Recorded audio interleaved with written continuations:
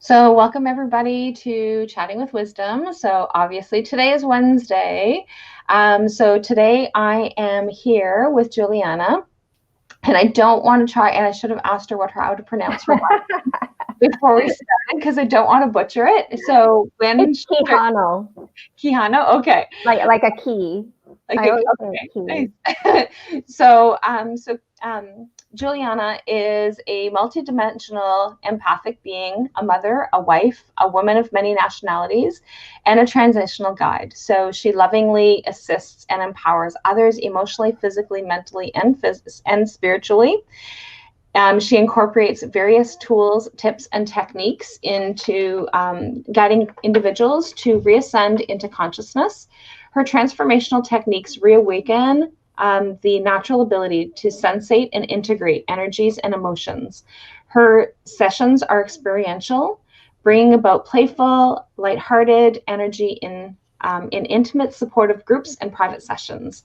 Julianna's offerings nurture the whole being of self-love and heart love essence. So, welcome, Julianna. How are you? Thank you. I'm doing great. How about yourself? Good. So tell me a little bit more about how you came to be doing the things that you were doing.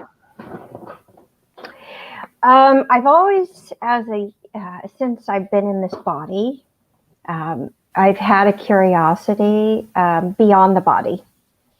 And I didn't really know that until I began my exploration. Mm-hmm. But as a young child, I would explore nature quite in depth, and it would take me places. And I didn't grow up with a very balanced childhood. There was a lot of chaos in the family. And so my go-to for spiritual nourishment or emotional nourishment was going out in nature. And sometimes that would mean, being with or without shoes, because I could feel the different connections that I had with or without shoes in nature. So I would explore the depths of, I lived on a small farm. My dad was a farmer. And so I would explore with the animals and became friends with them. And I just had this natural telepathic connection with them. As I grew up, I started to become feeling boxed in my world. And I wasn't feeling comfortable at school. I wasn't feeling comfortable even talking. At the age of 8, my mom had decided that I needed to be more outspoken because I wouldn't speak much. I was more, internal, and no one really understood that side of me for years. And so she put me in different activities, and I fell in love with dancing. And I had a long dance career, more than 17 years. I actually got my degree in dance and choreography. And that was my opening. That was really my opening to being creative and understanding space, and how my body has a certain space, and the building I was in had a certain space, and moving in a certain space was the beginning internally of my understanding of what being human really was. Although I was still had my resistance, tucked underneath all of the layers of who I am. So I still wasn't really satisfied. I had this yearning inside for something that my spirit was calling to me. So after college, I had explored going from California to New York City. And at the time, I decided to become a Pilates instructor. That seemed to be the next avenue of movement and orientation and therapy and helping others. So I got several job offers in New York City, went to New York City and went through this culture shock because from California and New York, although they're on beautiful ocean highways, they're two different worlds altogether. And so I felt very alone. I didn't have family with me.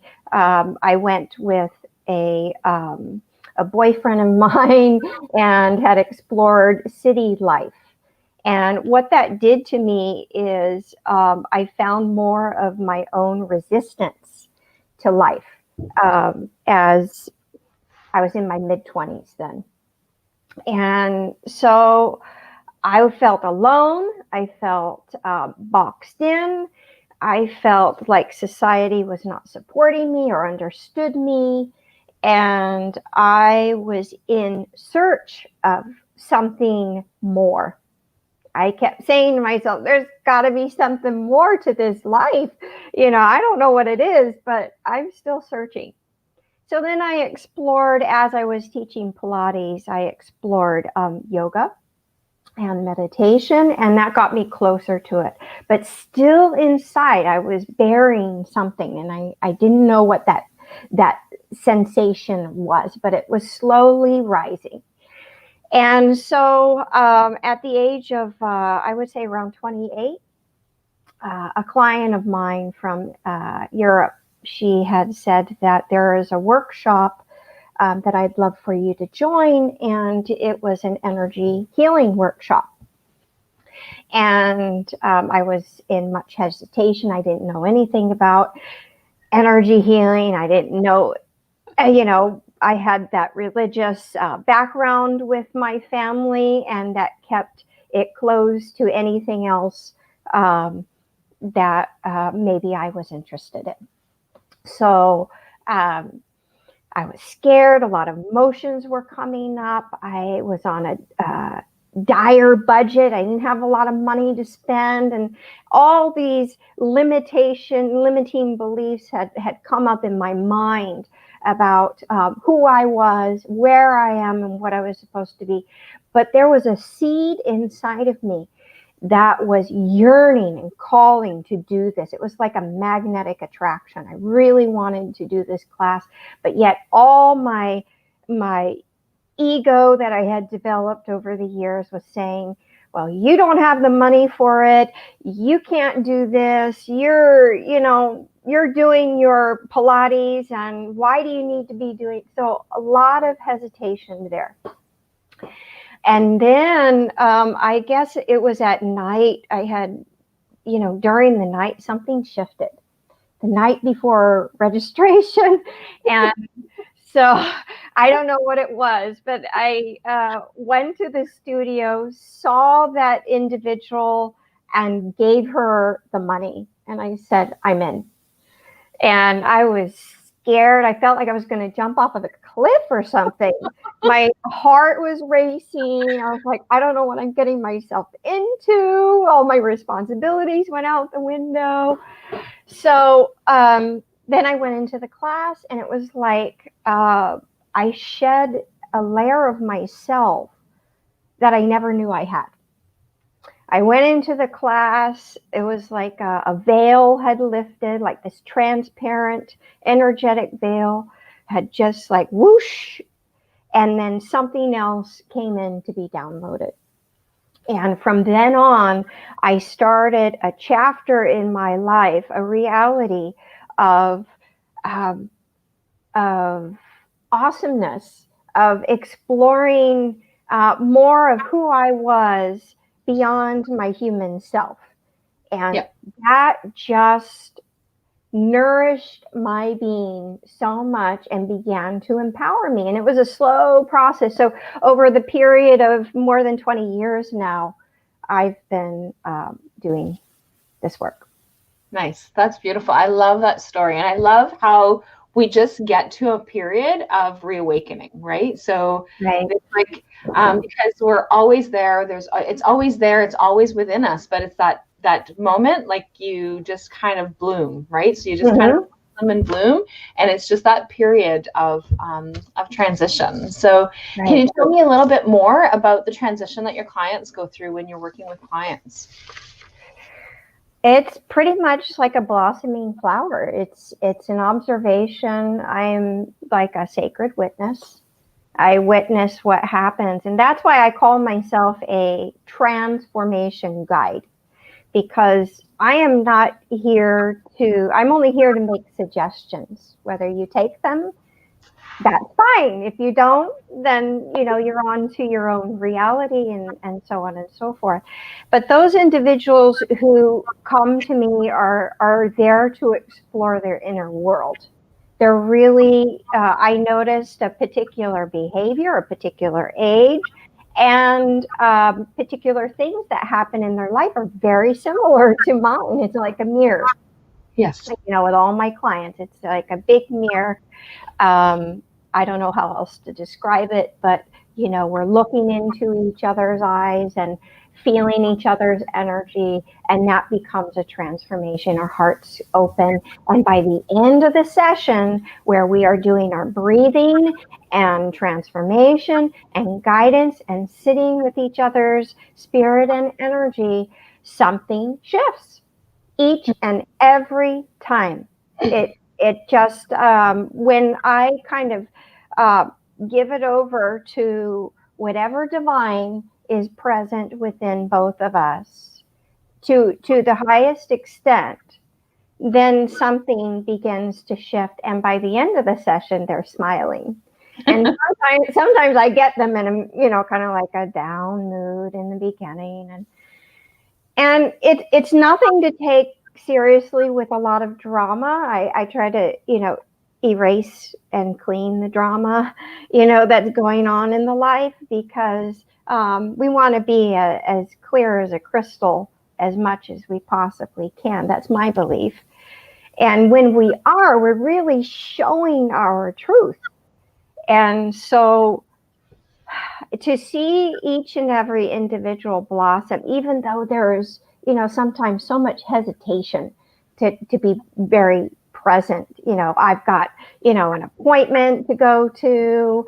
I've got house to clean. I've heard this several times. I've got so many things to do, but yet I choose to be here. It's, you know, I hear that all the time.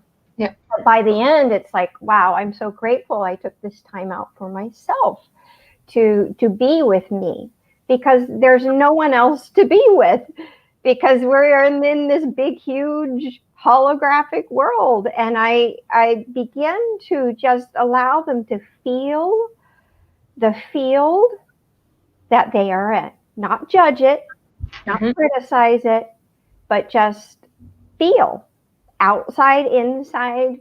And is there any separation? Well, that's something to explore. So we go into it with exploration. And I don't know why there's visions of Winnie the Pooh coming up in my head, you know. I was like, oh my goodness, memories. You ever heard of? There's lots of lessons. Well, the Tao of Pooh. Have you ever heard of that? No. It goes through how you can become more serene and calm within yourself, and how Pooh, Winnie the Pooh, if you've ever watched that series, Winnie the Pooh is that Tao, is that Taoism. It's that calmness, that inner peace of just going through life with flow. And that's what I love to teach the most for individuals. And it has evolved. Every time that I come with a client, it evolves. For instance, I used to do a lot of shamanic practice. Well, now I just sit with all my practices that are already integrated within me. And I just, okay, whatever comes through is divinely perfect. And that's how we work. And it's interesting for a lot of people how that part of things work, right? So like that, like you said, that divinely perfect, and it's being able to have that trust, and your clients obviously have that trust. but it's about being able to come in and being with yourself. Like there's no one that you spend more time with than yourself. Whether you're doing it consciously or unconsciously, you're still with yourself. It doesn't matter where you go, you can't escape yourself. And so just being able to be present with that divine being is beautiful. Yes, and I always find that there is a connection to each part of the divine being. It's like a diamond and all the facets of the diamond. And each person for me is a part of that diamond, and all coming together in little intricate microparticles, all coming together to make what we call oneness. And that goes beyond the human experience, because we have animals, we have trees, we have stone beings, we have the consciousness in the ground of Earth, the whole planet. So it goes beyond the human consciousness, but actually me being conscious of everything that I touch, feel, see, hear, and sense. And then beyond my own knowing and understanding. Nice. And so one of the things that, so if somebody's kind of like having that, I don't know where to start kind of thing. So what would you say when somebody's like, I'm curious, I don't know what to do.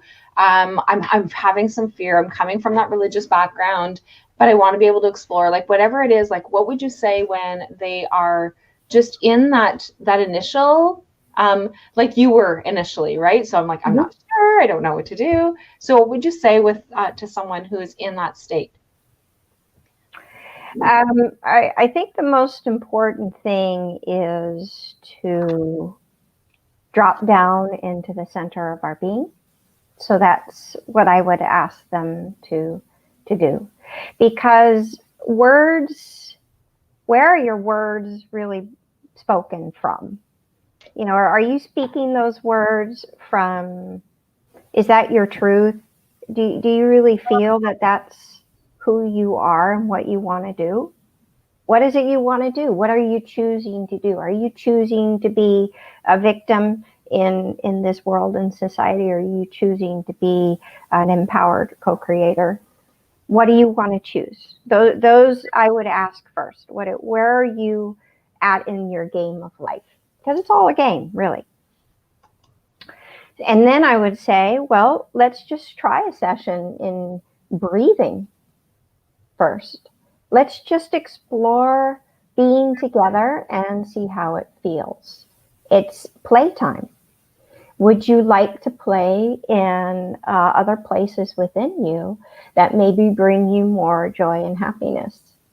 Would you like to play in other areas of your being that would assist you in resolving any of your fears and stress? Are you willing to step into a little bit of the unknown, go over the rainbow bridge a little bit, and see another side of who you are? It has nothing to do with anybody else's decision.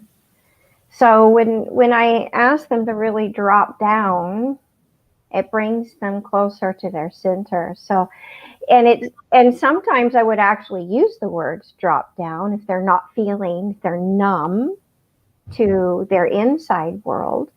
I would actually ask them. But sometimes all I have to do is just sit there in silence and feel where they are. And with me coming down deeper into my center, it allows others to feel comfortable with who I am. So if I'm not putting a barrier around myself and just allowing my heart to be open and transparent and expanded to whatever length I am in my consciousness, and just allowing the flow of whatever it is and being present with the moment of that individual and saying, I love you and thank you for being present with me. Not on energetically, I'm talking. Yes. Then it vibrates a certain energy of welcoming. And then it begins to to shift their perception of what maybe they feel. So I never force anybody into these things. It's never like, oh, you should do this and you're going to get these results. And it's like, well, if you want to try it and play with me, I'm here. I'm here to play with you. But if you choose not to, that's fine too. You are here to have your own life and reality, and I am here as unconditionally loving guide. So if you choose to go down a different path and try it out, great, then let's do that. But in the beginning, it wasn't like that. It was like, oh, I'm doing this and I'm so excited, and I scared people away because it was scary for people to be, oh, Julianna's, she's a little bit, out there, and we don't know what she's doing. So after a while, I learned how to communicate with those who were not exploring the same realities of, oh, well, I'm exploring, and that's fine. And I'm doing this and that. And yes, I got all kinds of judgments. All kinds of different consciousness came to me. And I didn't, at first I took it like, why are they doing that? Why are they criticizing me in that way? But then after I became even more conscious, I realized it was their own curiosity coming to me, but in their own way. Whether they were, seeing it as a place of fear or judgment, or they were seeing it as a place of curiosity and wisdom. And so, yeah, that's how I would approach an individual. I would approach it with as much openness, and whatever comes out of my mouth, I just I do my best to slow down and be in the center of my being, in my body, fully embodied, and as open-hearted as I possibly can when I speak to an individual, speaking the truth. And sometimes that truth is understood, and it's like, yeah, I'm going to do this now. This is for me. This is priceless. And sometimes like, okay, well, maybe not today. And one of the things that I find is really interesting is that maybe not today. And that's one of the things that I say to my clients all the time is like, it might be not the right tool for you today, but you may find 5 years from now, or you may find 10 years from now that you're like, oh, I remember listening to that interview with Julianna, and like, now it resonates with me. Now it makes sense. Sometimes it takes that little bit of time before we sometimes notice what it is that we need. And we do all this different exploration. We move down these different paths based on where we are on this earthly plane, right? So, so beautiful. And I love seeing those transformations. I love seeing how people have awakened and where they are. And like you said, just being able to be that sacred witness, right? So you're not the one that does the work, they do the work. And it's just being able to provide the tools to them about what is it, how they can actually tap into themselves. So that's beautiful. And thanks so much for sharing. Yeah. So one of the things that I want to ask before we head out is, and I can't believe that we're almost time to head out. Really? Like that. It is just so, and it's when you have that like, hey, I thought that it was just a few minutes. Oh my gosh, it's not just a few minutes. This is crazy. Right. So, and I love those kinds of conversations that, and not that I don't enjoy all my conversations, but it's like, it's when you're like, oh my gosh, I can't believe, right? So you're so present with it. You become so present. So one of the things that I want to be able to make sure is that, so in the description that is attached to this video has the, or audio, depending on whether or not you're listening to the podcast, has all of Julianna's contact information.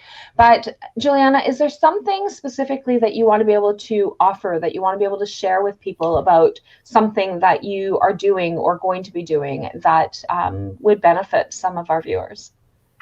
Yes, I have quite a few different things to offer. And the first one is since COVID has began, my own work has changed.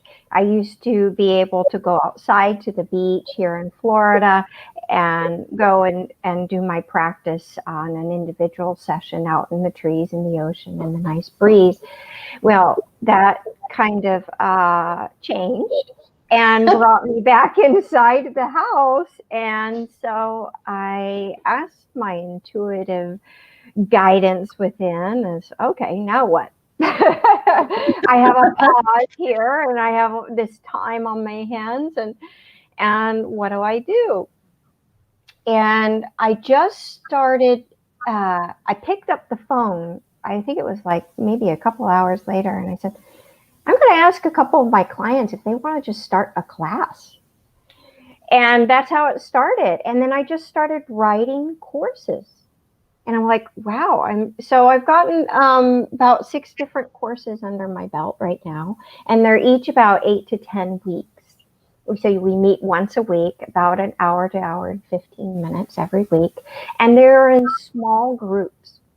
And I say intimate small groups because some of this work can be really intense and your emotions come up and you want to have people with you that are supportive. So how I designed these classes is pick a partner or two and allow those partners to be with you, and pick somebody that you know is wanting to do the same thing as you, that wants to go down this path and is going to be in support of you. And so that seems to work out really nicely. And we go down these journeys with each other, and it's just amazing. And it goes all the way from the basics of breathing all the way to the intensity of being in your chakras, and then exploring transformation energetically with each and every family member, and exploring who they are, what type of relationships you have around you. As I have quite several other classes that are going on right now as well, but also privates. So if someone wants to do it privately, and speaking of, you may not want to do it today. I have a client recently who signed up, and he's just loving it. So beautiful. So Tracy O'Brien says, question, I have found myself within nature, animals and children. They bring me so much joy. For adults, I deleted negative energy and have a hard time to trust. And I decided that this is okay. I'm protecting myself and now have a handful within my circle. It took me a while, like a teeter-totter. Should I expand my circle, or is it okay to keep me safe like this? I'm stuck in this one. First of all, I would breathe and process and shift and begin to feel the resistance of feeling safe. What is it about you that does not feel safe?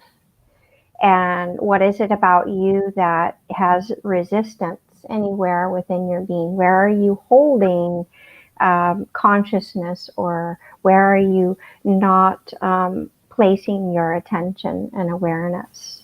And if you can feel those soft flows going in and through you and beyond, you allow yourself to make those gentle shifts. So you want to really imagine that you are this gentle flowing stream, or a breeze in the wind moving the tree limbs. And you want to feel as if you're just allowing energy to come to you.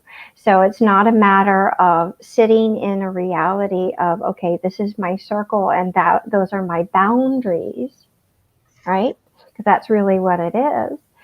You want to imagine that you are the most expanded self, and that you are the globality in the universe within which you are exploring.